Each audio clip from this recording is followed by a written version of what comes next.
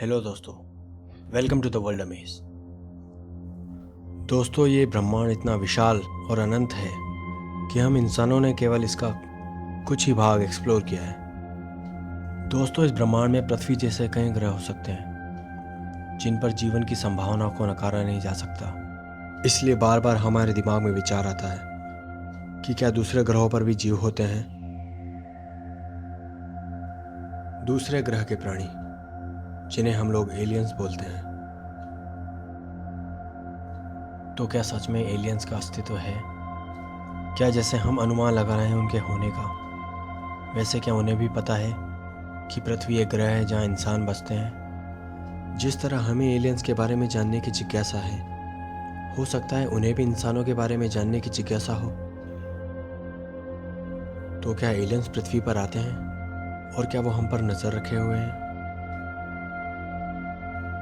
दोस्तों, इतिहास में ऐसी कई घटनाएं हुई हैं जिन्होंने ये बहस छेड़ दी है कि एलियंस का अस्तित्व होता है या नहीं, क्योंकि कई लोगों ने यूएफओ यानी अनआइडेंटिफाइंग फ्लाइंग ऑब्जेक्ट को देखने का दावा किया है। यहाँ तक कि कुछ लोगों ने एलियन से एनकाउंटर होने का भी दावा किया है। तो आइए जानते हैं ऐसे ही कुछ यूएफओस देखे जाने की घटनाओं के बारे में। सन 1897 स्मॉल टेक्सास ऑफ अरोरा के लोगों को एक घटना ने तब चौंका दिया जब एक तेज गति से आता हुआ यूएफओ एक पवन चक्की से टकरा गया। घटना के तुरंत बाद एक लोकल आर्मी ऑफिसर ने उस क्रैश वाली जगह का मुआयना किया।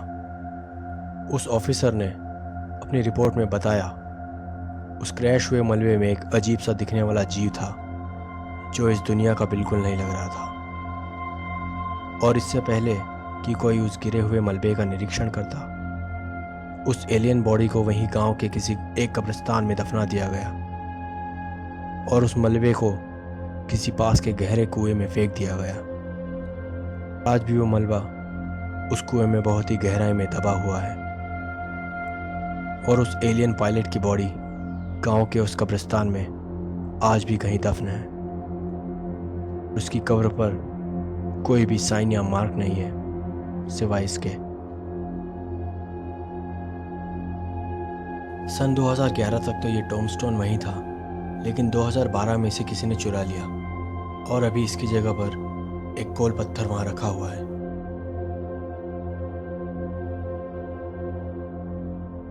पूर्वी रशिया के बहुत ही अंदर तलहटियों के बीच स्थित एक गांव डालेगोर्स्क। जनवरी 1986 वहां के कुछ लोगों ने एक डिस्क की तरह दिखने वाले ऑब्जेक्ट को बहुत ही धीमी गति से अपने ऊपर से जाते हुए देखा। उसकी हाइट जमीन से लगभग 800 मीटर थी। कुछ देर में वो ऑब्जेक्ट एक पास की पथरीली चोटी हाइट 611 से टकरा गया। आश्चर्य की बात यह है कि क्रैश होने पर भी उसने कोई आवाज़ नहीं की। टकराने की वजह से उसमें आग ज़रूर लग गई थी। जब कुछ इन्वेस्टिगेटर्स वहाँ पहुँचे तो उन्होंने वहाँ एक छोटा सा जला हुआ एरिया मिला जहाँ कुछ अजीब से पिघले हुए धातु, ग्लास और मधुमक्खी के छत्ते जैसा दिखने वाला एक ऑब्जेक्ट था। उनमें से कोई भी चीज़ मिलिट्री वेपन्स और सैटेलाइट में यूज़ होने वाली धातुओं से नहीं मिलती थी। जली हुई मिट्टी, पत्थरों और लकड़ियों की जांच करने पर पाया गया कि इनमें जो केमिकल कंपोजिशन यानी रासायनिक संरचना ठीक उसी तरह की है जो टुंगस्का इवेंट में मिले तत्वों से मिलती थी। टुंगस्का इवेंट भी इतिहास की प्रसिद्ध घटनाओं में से एक है। सन 1908 में रशिया में स्टोनी टुंगस्का नदी के पास में एक बहुत बड़ा धमाका हुआ था। ये धमाका एक उल्कापिंड के टकराने की वजह से माना गया था। हाइट 611 में मिली धातुओं और उनमें काफ़ी समानताएं थी।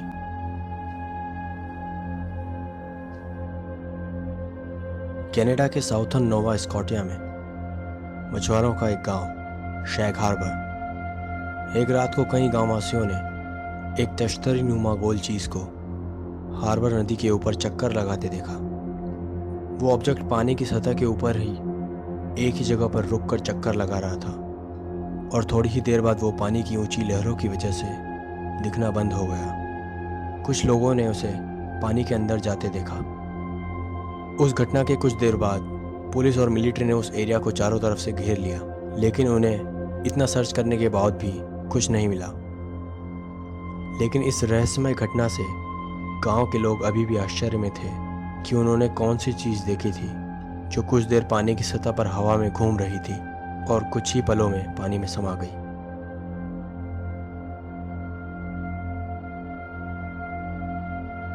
अगस्त 1974 यूएस के एक एयर डिफेंस रडार ने एक अननोन ऑब्जेक्ट को कैप्चर किया जो टेक्सास के समुद्री कोस्ट की तरफ आगे बढ़ रहा था। अचानक वो ऑब्जेक्ट धीमा हो गया और वेस्ट की तरफ घूम गया जिस तरफ मैक्सिको आता है, और अचानक उसने अपना एल्टीट्यूड खो दिया। आश्चर्य की बात यह है कि उसने अपना एल्टीट्यूड ग्रेजुअली नहीं खोया बल्कि स्टेप्स में, जैसे किसी स्केल से कोई मेजरमेंट लिया गया हो। उसके बाद नॉर्थ मैक्सिको के रिमोट पार्ट की तरफ वो ऑब्जेक्ट गायब हो गया।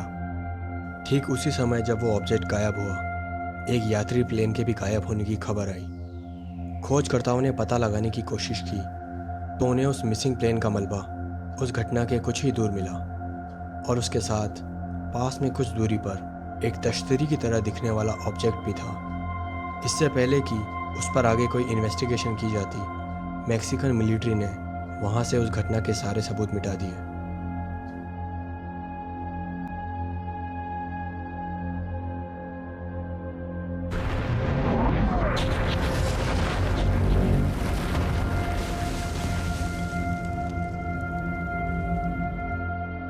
वैसे तो इतिहास में यूएफओ के दिखने और क्रैश होने की बहुत सारी घटनाएं हुई हैं, लेकिन 20वीं सदी में होने वाली ये सबसे प्रसिद्ध घटना थी। सन 1947 गर्मियों के दिनों में एक न्यूज़पेपर में ये खबर छपी कि एयरफोर्स ने उत्तरी रोजवेल, जो कि न्यू मैक्सिको में स्थित है, एक उड़न तश्तरी देखी है। लेकिन मिलिट्री ने इस बारे में ये कहा कि वो बस एक क्रैश हुए बड़े से बलून पर रिसर्च कर रहे थे, इससे ज़्यादा कुछ नहीं। लेकिन इस घटना के 9-10 साल बाद दोबारा से सरगर्मियां तेज हो गई। कहा गया कि इस घटना को देखने वाले कुछ चश्मदीद गवाह थे और उन्होंने बताया कि उस क्रैश वाली जगह से कुछ बॉडीज गुप्त रूप से हटा दी गई थी और मिलिट्री के डॉक्टर्स उस पर रिसर्च कर रहे थे। इस रिसर्च से रिलेटेड कुछ वीडियो फिल्म्स भी लीक हुई थी जिसे झूठा बताया गया, लेकिन कुछ लोग मानते हैं ये वीडियो सच हैं और एलियंस की बॉडी पर हो रहे उन प्रयोगों के बारे में हैं जो मिलिट्री के डॉक्टर्स उन पर कर रहे थे। दोस्तों, आप यूएफओ और एलियंस के बारे में क्या सोचते हैं? कमेंट सेक्शन में अपने सुझाव और विचार ज़रूर लिखिएगा। मैं मिलता हूँ आपको अगले एपिसोड में किसी और सच्ची और रहस्यमय घटना के साथ। तब तक के लिए bye bye. Are we truly alone?